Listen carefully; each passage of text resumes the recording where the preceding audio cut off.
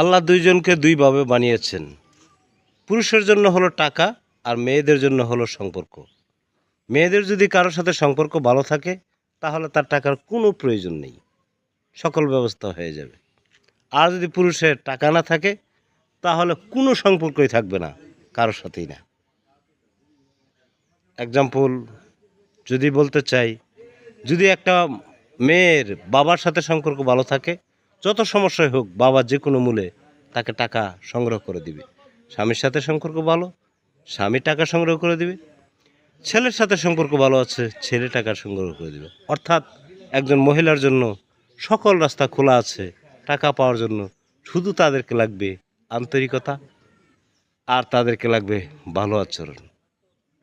আর পুরুষের জন্য যদি টাকা না থাকে, যার সাথে না তার সাথেই যত ভালো সম্পর্কই থাক, তার টাকা উদ্ধারের কাজ হবে না। এজন্য পুরুষদেরকে আমি অ্যাডভাইস করব, টাকা যে আপনার জন্য দুনিয়াতে বেঁচে থাকতে অনেক প্রয়োজন, অনেক প্রয়োজন। ভালো থাকুন সবাই।